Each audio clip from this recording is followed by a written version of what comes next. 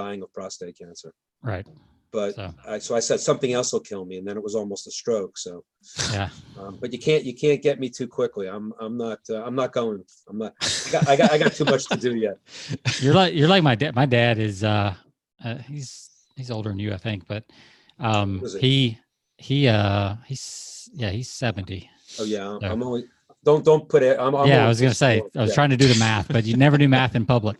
But like he just won't die. Like he's had some big, quadruple bypass. He's fallen, like all kinds of stuff, and he'll call me like, "Hey, I'm in the hospital. Thought you should know." And I'm like, "Yeah, I probably should." So he's 70 is like.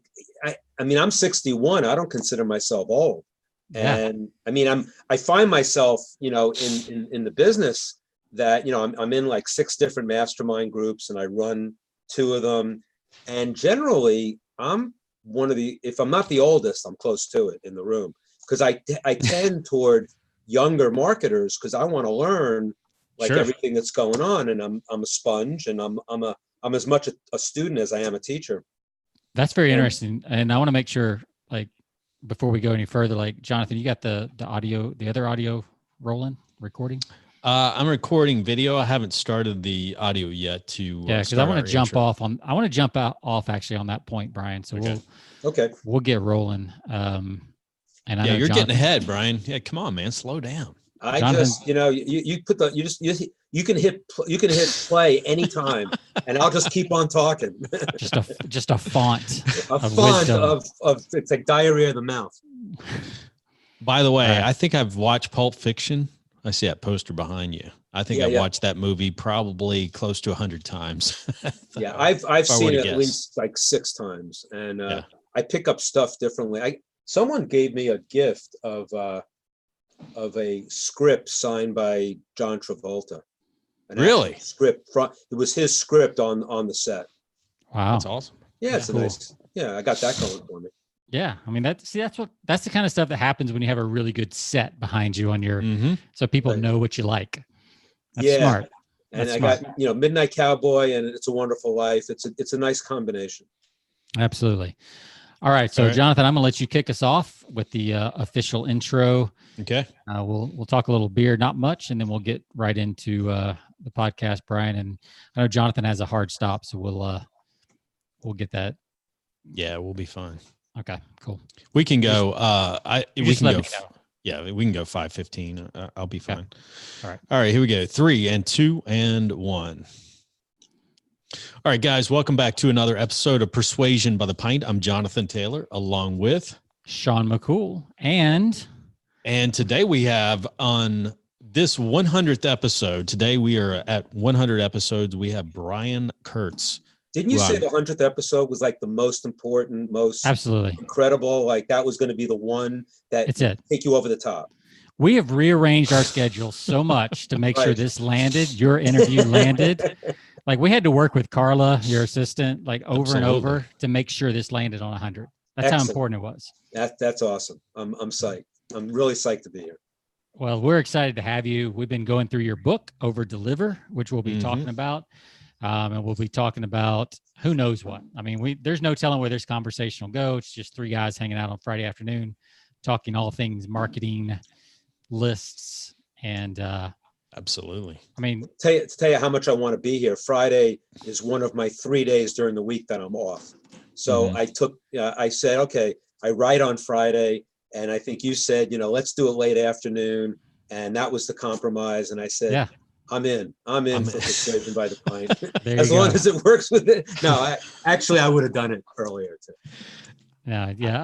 It's, you would have just said drink a beer, and that would have convinced me. But hey, Hey, I got water, so I'm cool.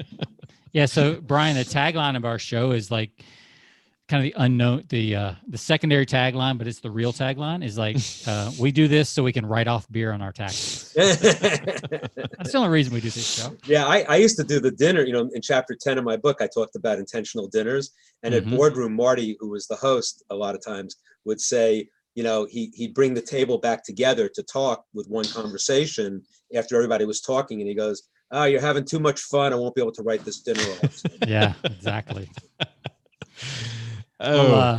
speaking of dinners and drinks and those kind of things, the things that really make life go round.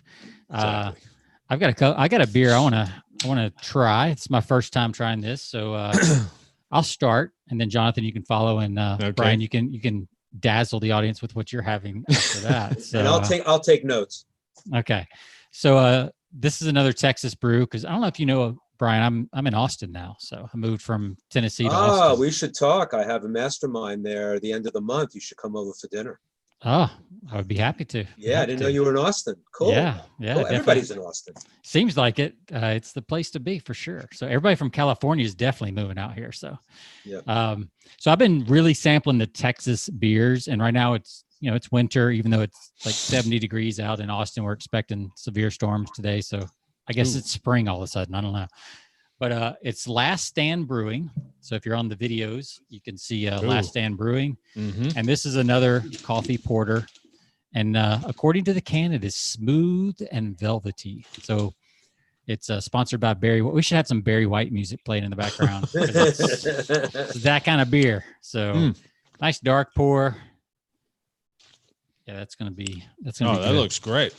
Like us, and Jonathan's getting into the jerky that he didn't get into on the last episode. Is it heavy or syrupy or? It's not syrupy. It seems to pour pretty good. It's not like an imperial stout. It's more of it's more of a porter. We have had some imperial stouts here that were like candy, pouring chocolate. Yeah. But I was telling Jonathan on the last episode, Brian, that like I really like the coffee porters and then coffee stouts. It's like a cold brew with a little bit of a buzz. So kind of nice. But we'll actually go to Brian next. Brian, what are you having today? I have Give us the water. chemical breakdown of your drink. Yeah. I have water in a New York Jets glass. And so basically what the story is there is that, you got to feel sorry for me because in 1968, I was 10 years old and I'm watching football with my dad and my grandfather. And that season, there's this guy, he's got white shoes, he wears a mink coat on the sidelines when he's hurt. I'm like, who is this guy? And I just fell in love with Joe Namath. I mean, I could have gone either way. We said before we came on that in New York, where I'm from, that, you're either a Met or a Yankee fan, you're either a Giant or a Jet fan, you're either a Knicks or a Nets fan. So I could choose. I had a free choice at that moment in time. And I just went the wrong route because the Giants have won 4 Super Bowls in my lifetime. The Jets haven't been to another one. They've been to 4 championship games. I've been to 3 of them and saw and heard fireworks going on behind me when I was leaving, not for the Jets.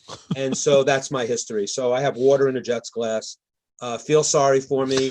My son got bar mitzvahed. I gave him a shirt with a 13 on it, and it was a Jet jersey. And I apologize to every one of my friends and relatives that I made my son a Jets fan. You and Gary V both, right? Mm-hmm. He wants to buy them. I don't want to buy them.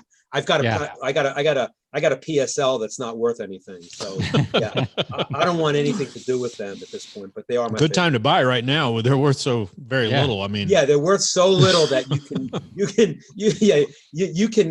get, they have to give you money to take them. Yeah. What's the old saying? Buy when there's blood in the streets, right? Yeah, right. Yeah. We're pretty close with the Jets on that. We're close with that with the Jets. What I love about your glass is they're using because they've this past season they came out with those. I don't want to call them throwback because they're really a throwback to the 80s. I mean, so they're real throwbacks. Go back to the the helmet that they replaced was the real throwback, close to in the 60s. Yeah. So they're going back to the green. So this season they've got the green helmets. Yeah, that's the logo difference that you've got. Yeah, that's the difference. That'll actually, make all the difference. This logo is actually the previous one. Yep. That they brought back, but they never changed it with the football. Yeah, this was some of the worst seasons of all time. Yeah, let's bring that helmet back. This was Rich Kotite, 1-15. Wow. They had a couple of great seasons on these helmets. Yeah. Well, Jonathan, what do you have? What do you have? And you were excited about this on the last episode, so I wanted to.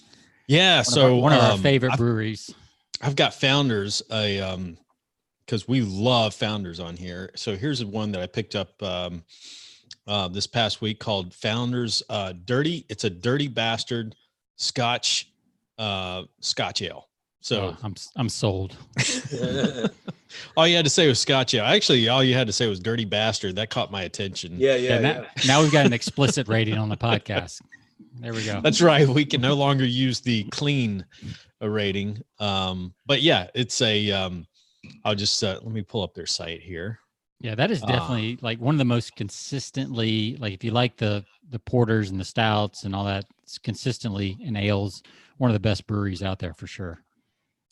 All right, here's what they say for all you copy enthusiasts. So it's so good, it's almost wrong. I like that. But no, it's a dark ruby in color, brewed in 7 varieties of imported malts. The thing that you need to know is it's 8.5% ABV. And surprisingly, it's 50 IBUs, which I haven't tasted. Pretty high, yet. That's really high. So you're going to be wasted by the end of this call. Well, this is our second show, Brian. Yeah. So. Oh man, holy wow!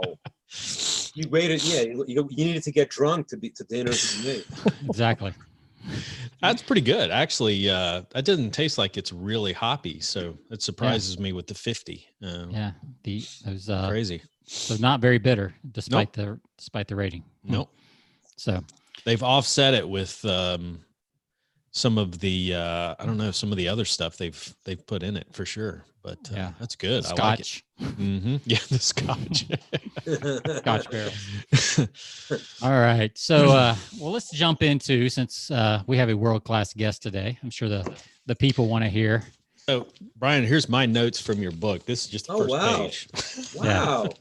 There's only one page. Yeah, it's only one page, but it's a lot of stuff on that page. Because after the first chapter, when we realized you summarized the notes for every chapter, we're like, oh, we don't even have to take notes. Yeah, just read the key takeaways. What do we got to read all this bullshit? Yeah. Yeah, just if you want the stories, dive deeper. If you want the takeaways, just flip to the end of the chapter. End of the chapters.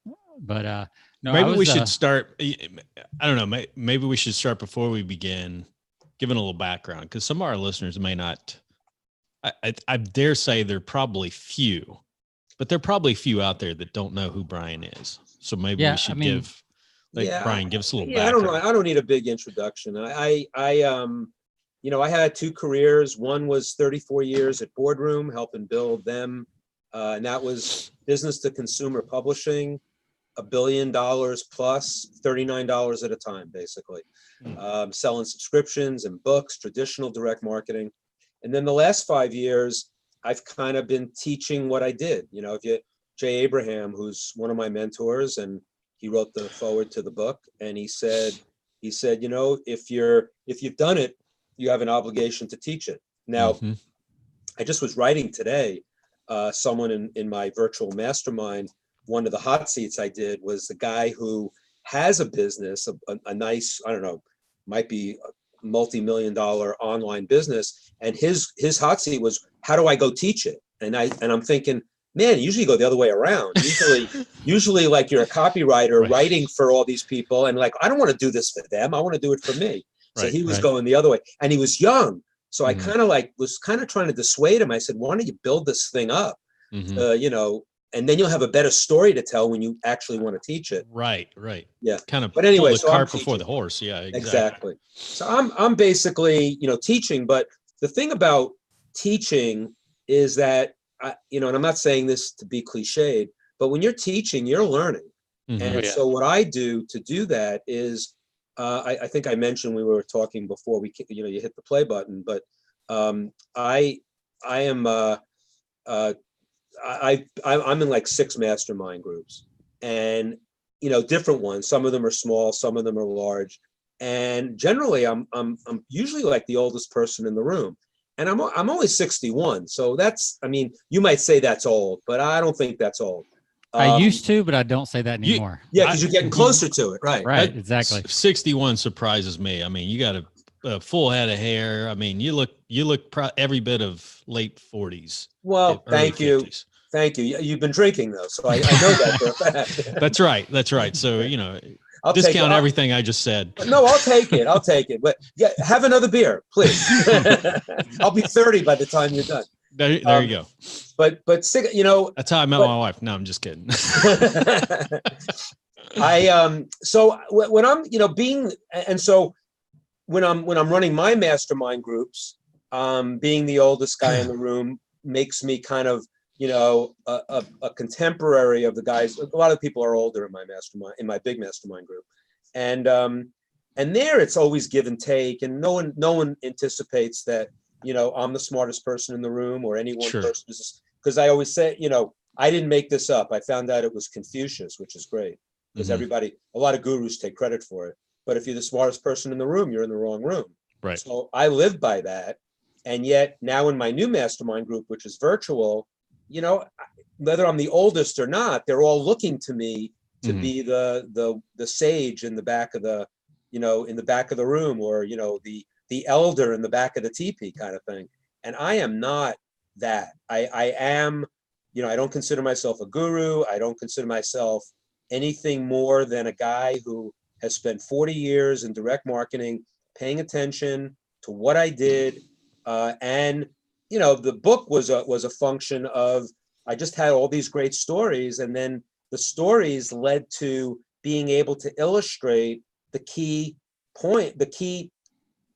concepts that I've lived my whole life with, which, you know, is RFM and lifetime value and, you know, the 40-40-20 rule, and why lists are more important than offers and creative, and all of that stuff.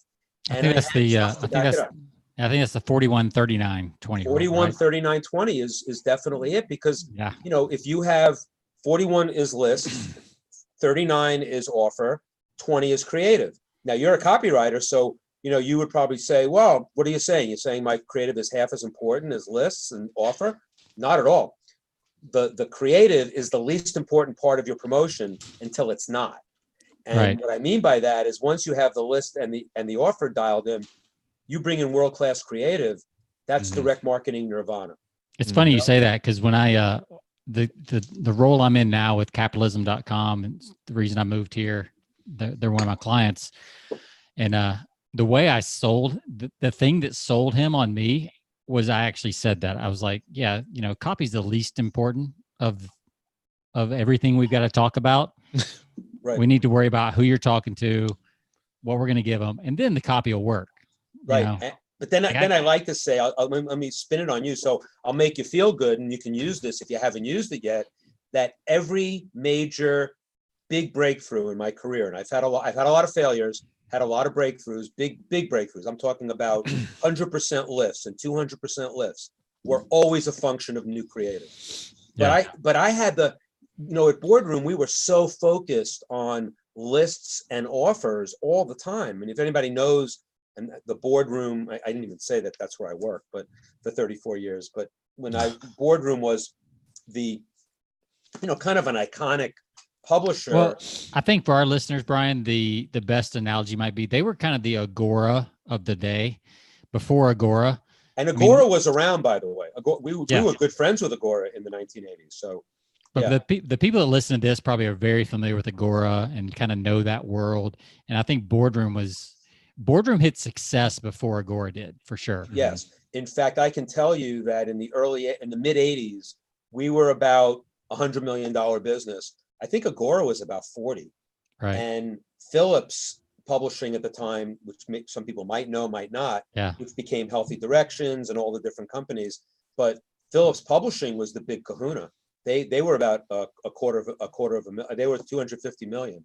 Yeah. So it was a very interesting time in the newsletter business. And, you know, that Agora is, you know, over $1 billion now with all the divisions.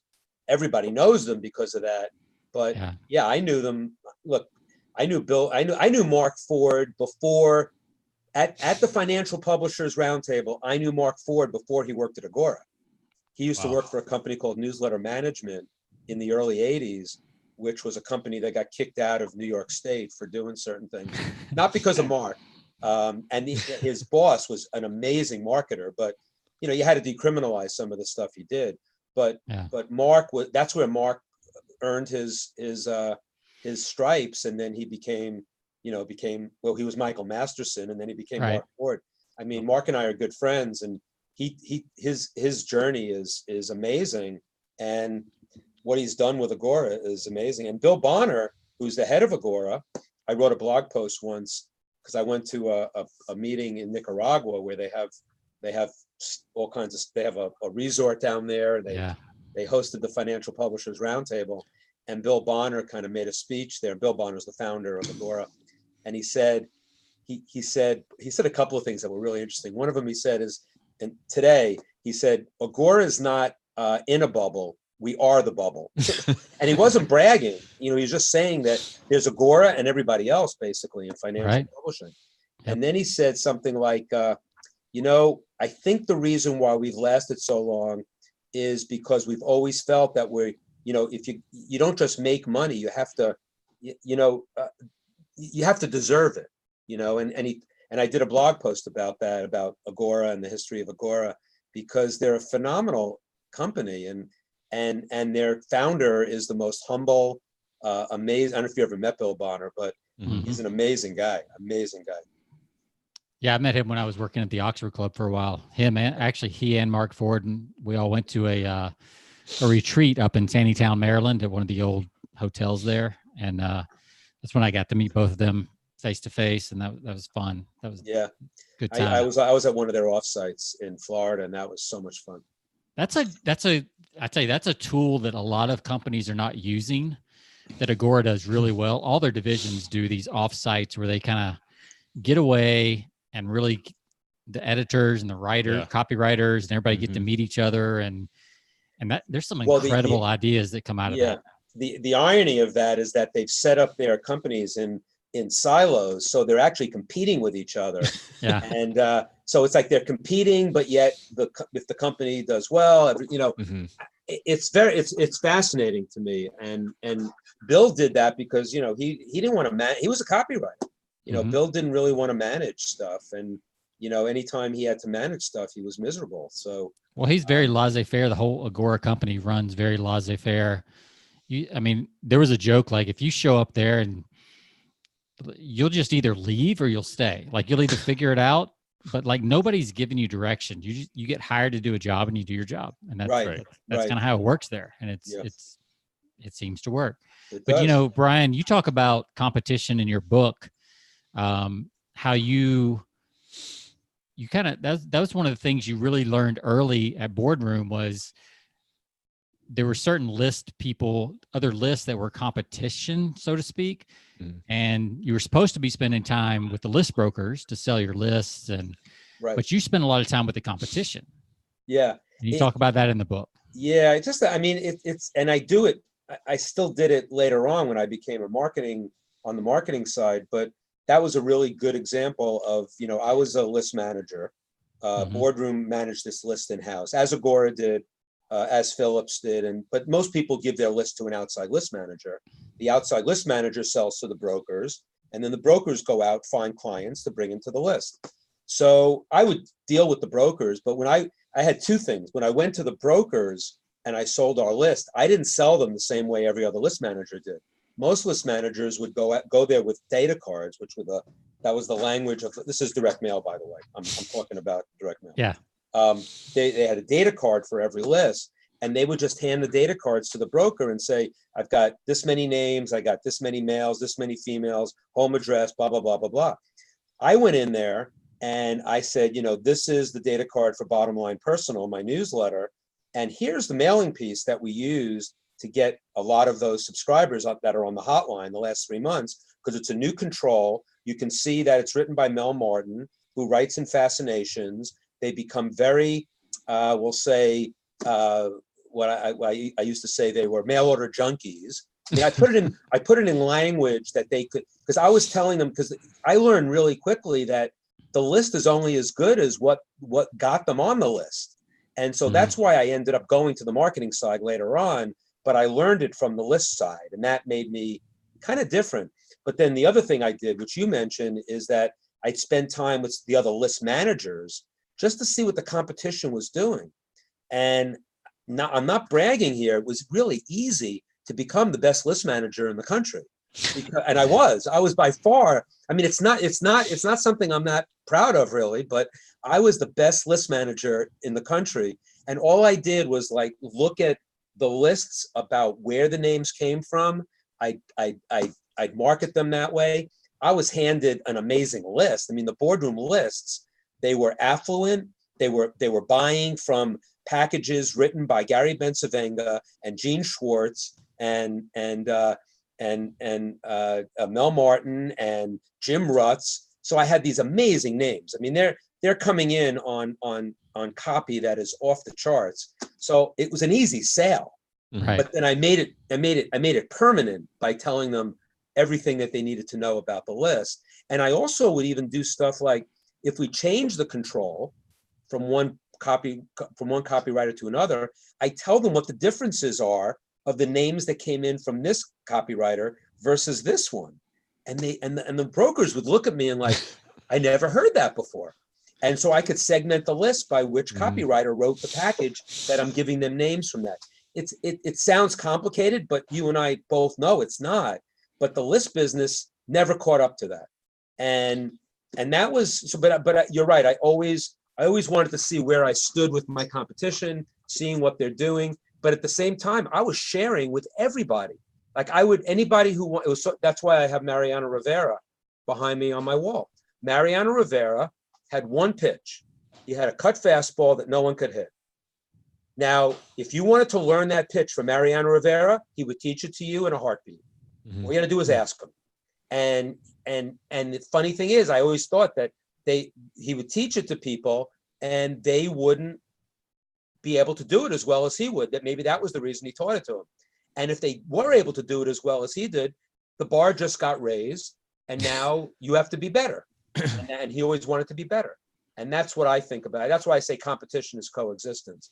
There are things that in the online world, there still aren't that many secrets, believe me. But I guess there are certain things you want to keep proprietary. I think if you had a choice between one or the other, share everything, be open, just let everybody have what you have, or hide everything and make believe that you got the goods and no one else does. I say sharing is caring, and it's it's the only way that I can see. It's the only way I've learned business. So I learned business by looking at my competition to learn how good I could be, and also sharing anything I learned with anybody else. And I find the people that I hang around with now in the business are just like me. I look for people that are always sharing what they have, telling me what's hot, what's new. Then if I find that it's something that I hadn't heard before, I'll bring them to my because I don't know all the answers. So I bring them to my mastermind group, and they do a presentation. Like there's this guy coming in Austin that, I found that he was a LinkedIn expert and he was doing all this stuff. I don't know much about LinkedIn. I'm on it, but I don't do much with it. So I'm figuring he'll come in and he'll teach my guys about LinkedIn. And if they want to learn it, fine. If they don't, they'll still get something out of it. So that's cool. So instead of funnel hacking, which is, Russell Brunson made famous, like funnel sharing might be a better idea.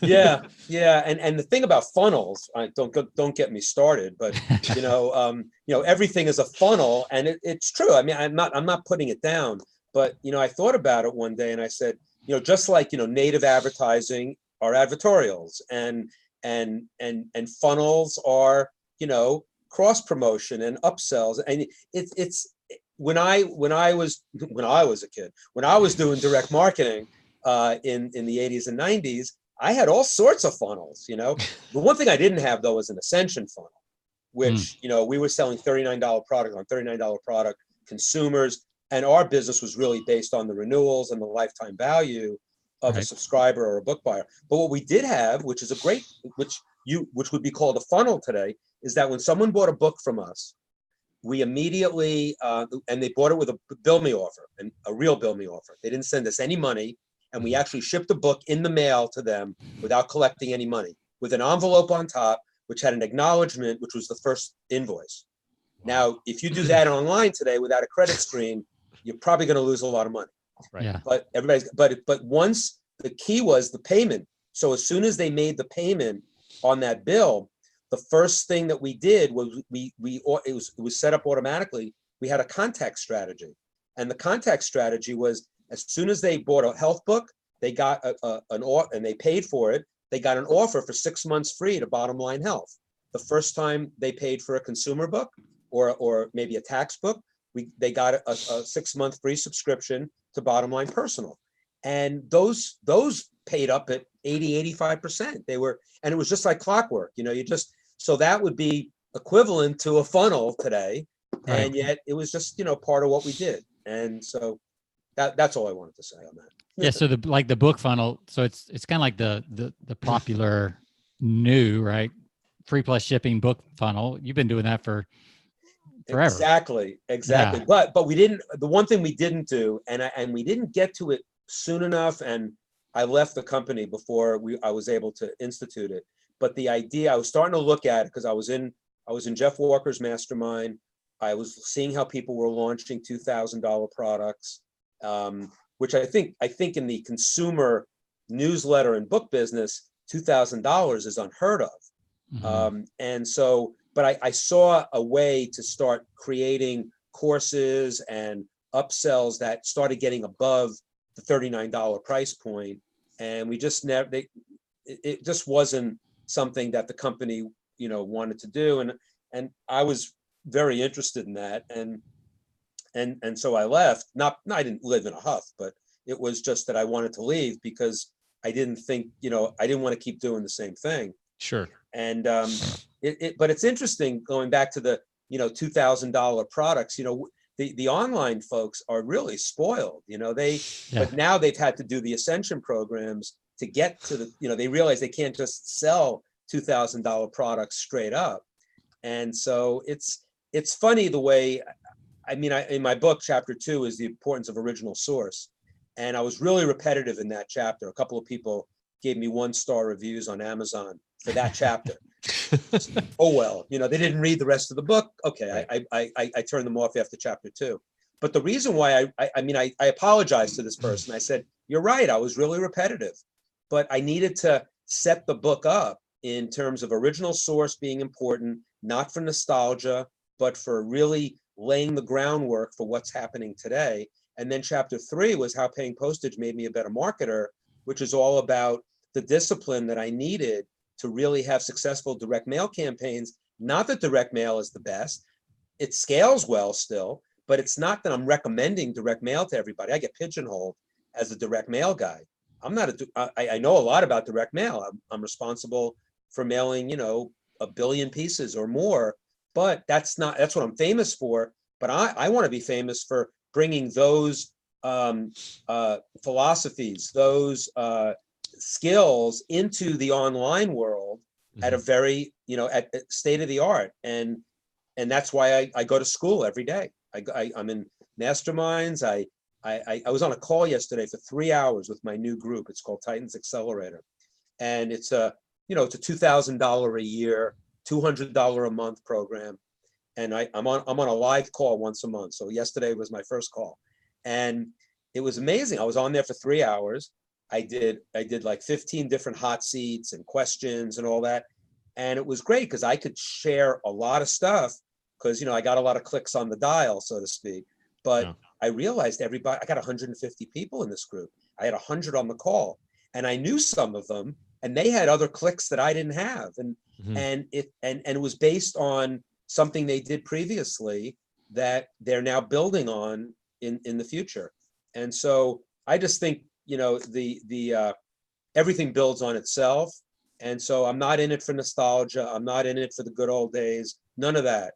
But I really believe that if you can understand that origin stuff, you really can do a much better job at understanding the funnels of today, come up with different things that might work even better than what you're doing now. Yeah, I have this thing that I came up with called the law of media effectiveness. I don't know if I've ever shared it with you, Brian, but it's I think every media goes through this bell curve where anything works. And then because the audience gets attracted. So at first there's not enough audience, so there's no cost associated to it. Right. And then as the audience grows, the cost goes up.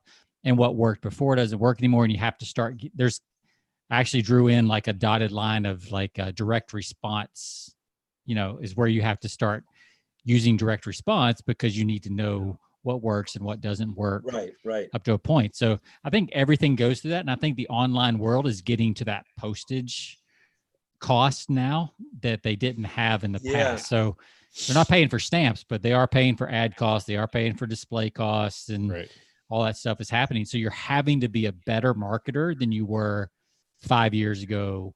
Yes, absolutely. So that's what chapter 3 is about. The discipline. I'm not saying you have to do everything that we did in direct mail, but having the discipline before you throw something in the mail is a lot different before you send an email. But the consequences of sending a bad direct mail campaign could bankrupt you. Whereas sending a bad email, you say, it's no big deal, no one responded. But there's a huge cost, because you don't know who's not going to be responding next time, because that message was not congruent, or there was something off in it. And I have some examples in my book about that. So the relationship cost is higher now. It is way higher. And of course, everything, your inbox is so crowded. I mean, the least crowded inbox happens right now is the one at the end of your driveway. Exactly. It's not in your computer. It's in the mailbox. But I do think that I guess you're on YouTube. I mean, YouTube is now like it's not quite at saturation, and it's getting more and more popular. And I know a lot more people are saying, "Oh man, that's one of the new things." It's not that new, but it's newer than Facebook, in terms of as an advertising medium. And every time something comes up, and I think you made a really interesting point, and you glanced over it, which was that direct response was when you start realizing you have to do it. What about the people, and I know some of them, that at the beginning of the cycle, whether they know it or not, they're doing direct response right away and getting measurable responses at the early stages of that media. What do you call it? The law of media effectiveness. Media effectiveness. If they're using direct, it's a good term, and it fits. If you're a genius. If you're doing, it's like none of us have invented anything, but if you can borrow and make it sound like you did, it's good. Yeah, I'm a copywriter. I should make up the good terms. Exactly. So, but I mean, it's really a good one, because if you were one of the first people in Facebook, and I know somebody who was selling a $10. I think I have that example in my book. I didn't give his name, and I won't. But he was doing a $10 book, and he wasn't getting his money back, even on the low advertising costs at that time. But he understood that if he, it just understood that you have to pay to get the name. How much are you? The philosophy was, how much am I willing to lose? Yeah. Not how much I want to make on the first order. Right. And I mean, that's about funnels and all that. But people are not, the new online marketers are not, if they haven't at least studied some direct response, or some people like bully their way into it because they just don't want to lose too much money, and they end up doing pretty good direct response, so that they know that I'm not going to keep going with this media, with this creative, because I'm losing money hand over fist. And so I think that if they get into the direct response to make something work that wasn't working, that's a little late to the game too, I think. Yeah. I think if people, marketers would study insurance companies as far as willing to take a loss before they make a profit, they would be amazed at how long a game that they play. And you talk about the long game in your book. Well, and how important that is. Subscription marketing, you had to. Yeah. I mean, if I had to make money. What was y'all's average, like, before you turn a profit? Like, how long term was it? Well, people freak out if they don't. Yeah, it got longer as we accumulated cash. It got longer. Let's put it that way. So I think we had like a 1 year. We had like a 1 year bogey is what we decided to do. And 1 year bogey means I'll make it back in a year, basically. Wow. So I'll lose whatever it costs in year one to make it back in year two.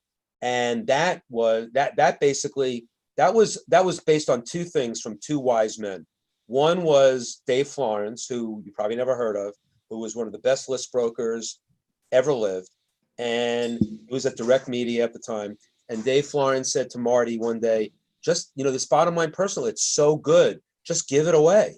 And that got us to a bill. And we knew we wanted to, but we were afraid to do a bill me offer, because going to a bill me offer involves billing and bad debt and all of that. But we just totally went to a bill me offer, did everything we had to do in terms of credit screening up front, of giving away a really good offer, of going to targeted lists, and we made the soft offer work.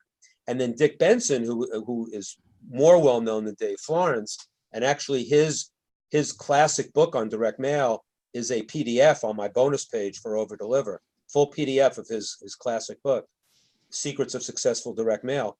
And a lot of it is very relevant to the internet, by the way, and he never worked on the internet. So Benson would say, you got to determine your bogey. And so once we had a bill me offer, then we had to determine how much we would lose to make it back. So to answer your question, it started off once we had some cash, it started off at about a year. And at one point we went out to a 3-year bogey because we had a lot of money in the bank. We were able to invest in new subscribers. And so the long game for us was 3 years. I think when we got a little sloppy with it is when we started, we had to pull back to a 2-year, which was fine, because we were adding in all the cross promotion value of all the books we would sell them and the other subscriptions we could sell them, in addition to the list rental income. And the only thing that was sure was the list rental income, and the money from the books and the other newsletters.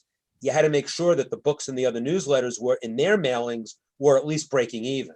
So you had to have somewhere you had to stop the bogey on top of a bogey on top of a bogey.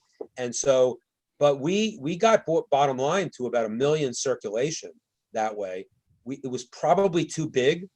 And then we ratcheted it back a little bit, got it to about 700,000-800,000. And then, as direct mail got more expensive in the 2000s, and we had to mail less, then it got to a kind of a steady state of 500,000, not too shabby. 500,000 at $39 with a 20 to 30% pay up and a 55% renewal in the second year. And just, if you do the numbers, Marty and I used to look at a spreadsheet and say, you know what, this business is all about bottom line renewals. And that's why I just went on that lead generation summit. And I said, I'm not going to just talk about lead generation. And this goes back to the long game. I'm going to talk about lead generation with the end in mind. Like I just did a blog post last week about, how you sell is how people respond. If you sell with a sweepstakes, you're going to get tire kickers and they're not going to pay up as well. If you go out with a 64-page book-a-log or a 24-page mag-a-log, you're going to get people who are going to be wedded to the product, not only for their first subscription, but for the conversion in year 2. And you're probably going to get better renewal rates in years 2 and 3 and 4. So that, and so your lifetime value is going to be much better, even though your front end, your lead generation isn't going to be, it's going to look better the first year. And that's the kind of thing that we got religion on. We made a lot of mistakes, and I said we pushed the envelope a little bit because we got a little cocky, but we got cocky for the right reasons because we were still measuring it. I guess that's what I'd say. So Jonathan, I know you're tight on time, so I want to give you a chance to ask anything I know you had some notes and things like that. Yeah. But I know you got family time, so I want to honor that. But yeah. Brian, no, I've got. I'm looking at my legal pad, so there's 2 things I want to cover here, because you've got a great section on customer service and fulfillment are marketing functions, and I think this can't be emphasized enough. Because one of the things you mentioned in that chapter, which I think everybody in direct response needs to read and reread, it's easier to keep a customer than it is to gain a new one. Right. And I think that's where so many, especially in today's time, where people are failing in marketing, is how they treat their customers and how they respond to their customers is really a part of marketing in and of itself. Because, if you see a huge, I guess if you're starting to see so many complaints and so many returns, and buyer remorse, then that's a problem, and how you address that, how you deal with that, goes, it's a big part of how you I guess in terms of marketing, how you're dealing with the customer, do you want them to come back? Do you want them to deal with you again? Or are you just moving on? Yeah. And I think that, the chapter is pretty, it's a good chapter, I think, because it explores a lot of things about, if you're a CEO of a company, no matter how big, Right. once a month, at least get on listen in on the customer service calls and see what your real people are complaining about. I think in a small entrepreneurial company, it gets away from you because you're online, you're making money, and you see a 30-40% return rate, and you don't think anything's wrong because you're still making some money. Right. And that's just a huge, and actually Dan Kennedy wrote a new book called Almost Alchemy. And he talks a lot about this in his book too, about all the holes in your business are all pluggable. They're all what's not, you can do all kinds of lead generation, and then lead generation and front end marketing is what's sexy. But the back end, that's what, you talk about Agora. Agora, they have trouble on the front end, believe it or not. But their back end, they want to make every customer so satisfied. I used to play a game. I think I had this in the book, where I used to stay at the office like after 8 o'clock at night. I was like the only person in the office, and the phone would ring. I'd pick it up, and I knew we had no automated attendant. The phone was going to ring all night. So I pick it up, and it was always going to be a complaint. And I played a game, and the game was, how can I turn this angry customer into a happy customer? Yeah. And how much would it take? Right. And, sometimes it took like 4 books and, everything I added, and, then they went and raved about us. Or sometimes it just took a little, they said, who are you? And I said, well, I'm the executive vice president of the company, and I'm here to help you. And they were like freaked out. And just that I was on the phone with them. Now I can't do all the customer service myself, but I'm just saying that now with everything being and you got to have automation. It's true. Sure. But there's a time for, I always say, even my little business now, I don't have a huge business. I have, it's a 7-figure business, but it's not huge. But when I see a complaint, anything that comes through my email, my first reaction is, how can I fix this? And it's always, how can I keep this person a customer for life now that they're pissed off? That's kind of like my attitude. And there's a lot of other stuff in that chapter about that, but you hit it on the head. It's a marketing function. Right. Once you lose that customer, they're gone forever. Yeah. And that's it. End of story. But if you can, if they've already dealt with you, it's so much easier for you to sell to them over and over again than it is to somebody who doesn't know you. Well, it's like it's just the simple thing. You got, everybody talks about cold traffic. I think cold traffic. It's like, oh, is that an outside list? Let me just get I just wanted to make sure I had the terms right. So you have cold traffic, and you have warm, and then you have really hot because they bought from you already. Why aren't you treating those people? I mean, what about one size fits all emails? Don't get me started on that. I mean, the great marketers in online today know that you can't have one size fits all emails. You have your big buyers and your not so big buyers and your little buyers. Then you have your one-time buyer. I mean, you have like all kinds of segmentations just based on transaction data, and that goes into RFM, which we can't get into. So anyway, you had one other thing you said. Yeah, go ahead. Yeah, you had another one. Yeah, there was one other section where you talk about the 7 characteristics of a world-class copywriter. And so I want to talk about this. You've got 7 characteristics, but they were evident in every great writer that I ever worked with. Yeah. And at the very bottom of the list, this is what's interesting to me. At the very bottom of the list, you mention a person, the work history of their portfolio, because so often that's like at the top of the list for. I mean, I want to see it, but it's number 7. Yeah. And they want to highlight that, but you put that at the very bottom for a reason. And you've got so many of these others at number 1, you've got hunger, number 2, curiosity, 3, smarts, 4, passion, 5, understanding direct marketing principles, which I find that interesting, the order that you put these in. So maybe if you could just kind of go briefly through some of these and why you had that one at the bottom. I'm curious. Yeah. So I think that, you can show me your portfolio and I'm not going to know about you as a person. Right. And the thing is, copywriting is not a commodity. I say that all the time. So how can you how can you not know this person who is, this could be the most important hire? Or, I mean, look at Agora. They have copy teams in those companies of like 30 and 35 people, and every one of them is screened through this system, and they go through everything.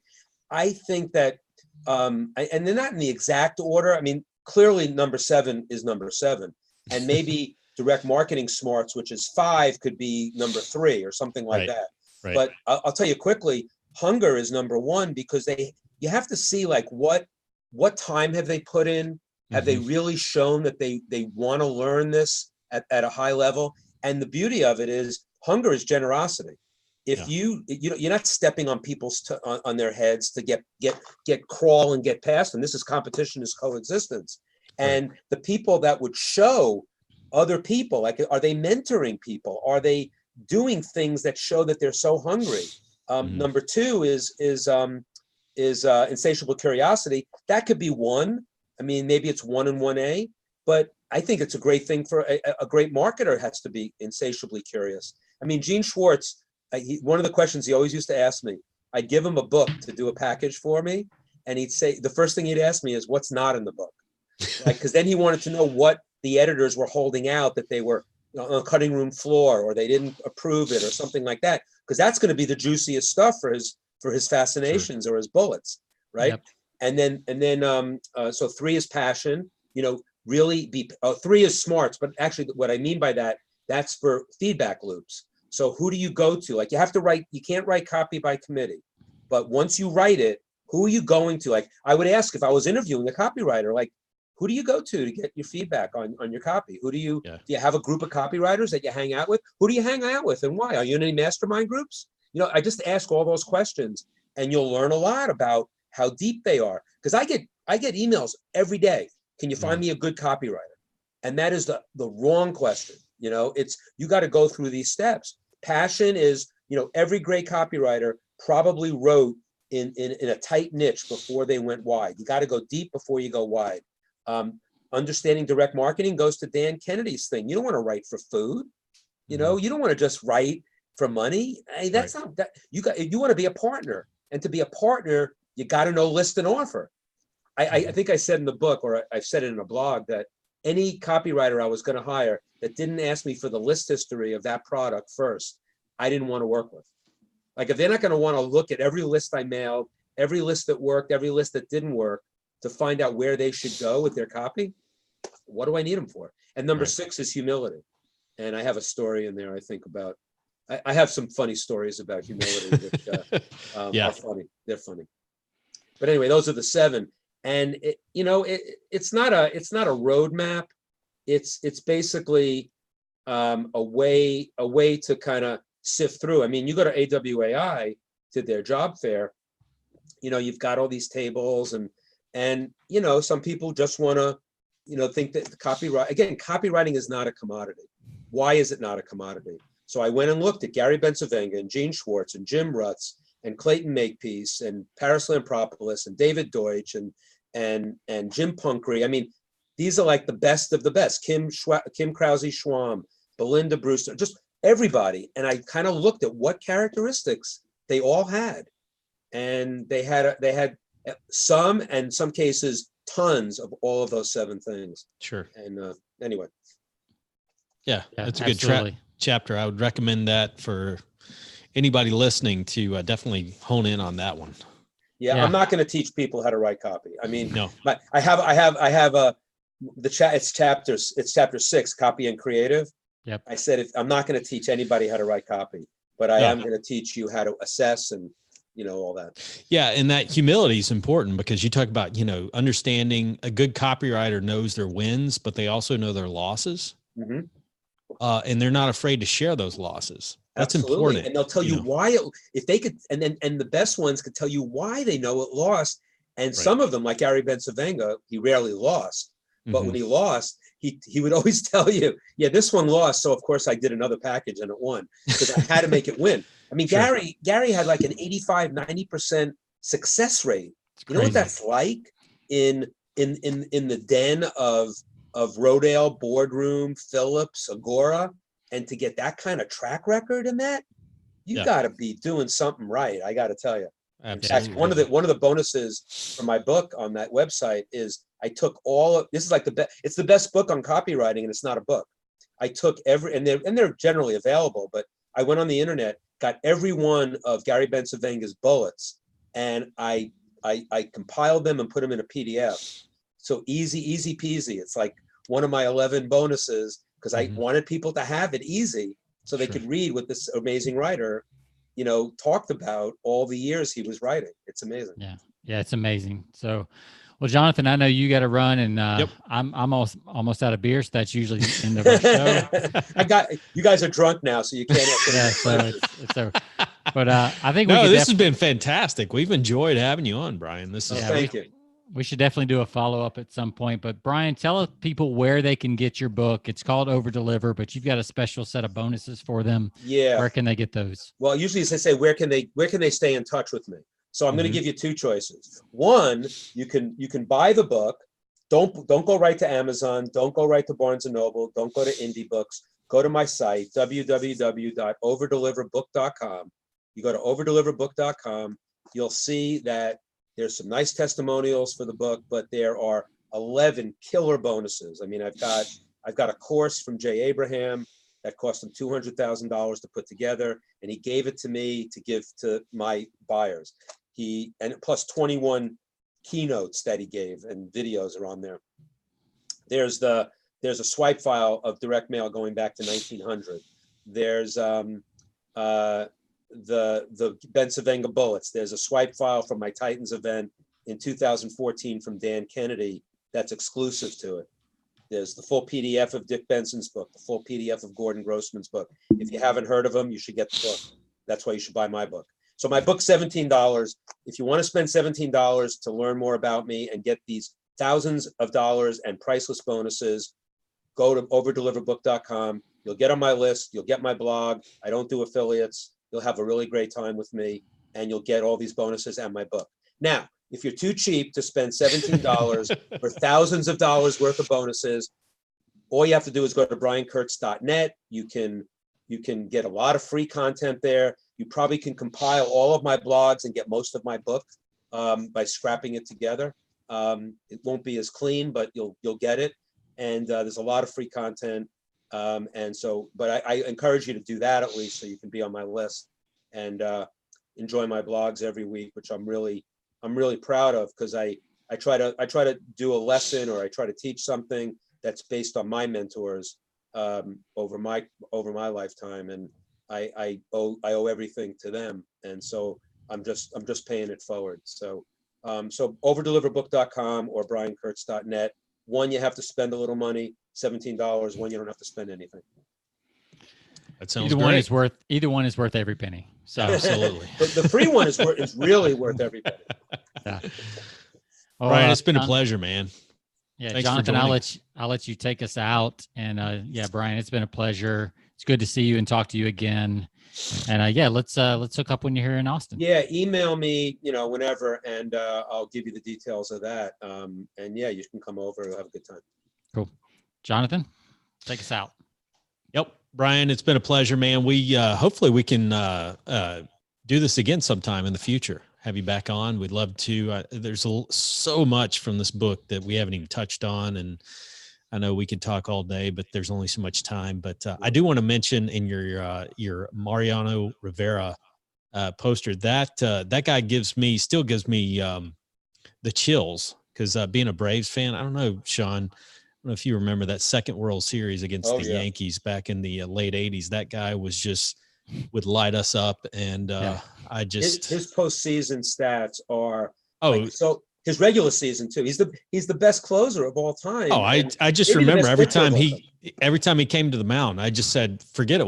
We won't get a run. So just might as well forget it. I mean, if I was a Diamondbacks fan, I'd say, well, one time, and if I'm a Red Sox fan, it's like you can take this guy's, 20-year career and find two instances where, how many, it's amazing. And plus he's an amazing human being. I mean, he is humble.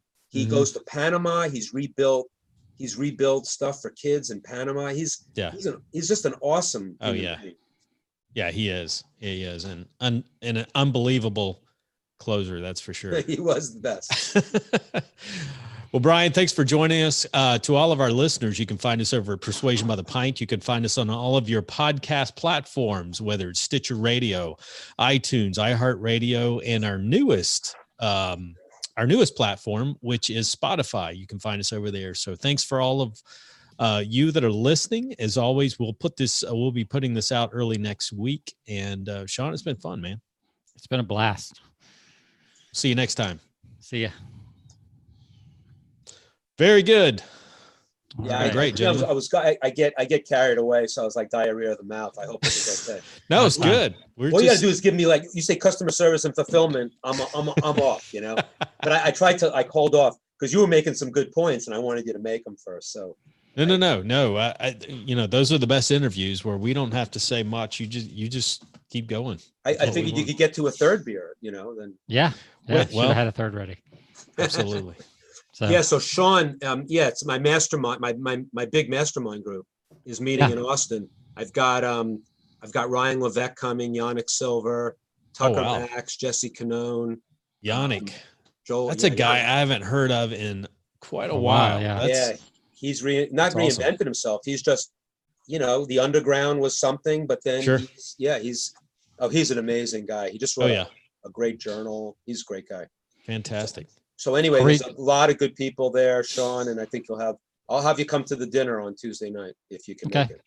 Yeah, I'll reach out through Carla and get that set up. Yeah, it's the 21st, I think. January 21st. Ooh, I might not be here. I might be in Seattle. That will suck. Oh, well. The 22nd, are you around? I think I get back that night. Let me see. It's the 20th for dinner, and then the 21st, 22nd. Okay. Let me. Actually, the 23rd, though, I'm speaking. Come on, Sean, just make it work, man. I know. On the 23rd, I'm speaking at the Internet Marketing Party. You ever go to that? Yes. So I'm speaking there on Thursday. Dude. Okay. So. Make me have to fly out there. Yeah. So I'll have to meet. You're invited. I have to meet you on the 23rd at the Internet Marketing Party because I don't get in until 9:25 on the 22nd. So. Bummer. All right, but come to the Internet Marketing Party. I'll be talking about stuff I talked about on this podcast. So you can just say, "Oh, I've heard this already." Yeah, I interviewed this guy. I know the whole story. So that's what I said. I said that on my blog for this week. I said the beauty of having a lot of clicks on a dial is that somebody says something and I can go off on it, but then you're always on reruns. Now it's not a rerun for everybody, but you keep saying, you know what I mean? It's like how many times have you talked about the media stuff, Oh yeah. Yep. Yeah. I mean, Mike Palmer told me when I worked at Stansberry, he's like, it's a secret to somebody. Keep using that word secret in the headline because it's a secret to somebody. He's right. And I still have trouble with it because I know I'm repeating myself, but but so, all right. Well, Jonathan's got a date with his kids. They're going to see 1917, the movie. Great. Great. So, I want to see that also. Yeah, we're excited. We're got 7:00 showing, so we're heading out. All right, have fun. It's been fantastic, guys. Where are you located? I'm in Knoxville, Tennessee. Okay, good. Yeah. So, home of the Vols. Yep. Home of the Vols. And I'm now at the other UT, so it's kind of ironic. But my son went to Vanderbilt, so. Oh, cool. Yeah, I've been down there a lot. Yeah. Yep. I actually drove down once, went through Knoxville just to look at the football stadium. That fucking stadium is huge. Oh, Neyland is very impressive. Very impressive. Right on the water. So it's cool. All right. Thanks, Brian. guys. All right, guys. Thanks for interrupting your schedule and allowing us in your day. Oh, I loved it. And have a good weekend. You too, Brian. Thanks. All right. Thanks, bye. guys. See ya. See ya.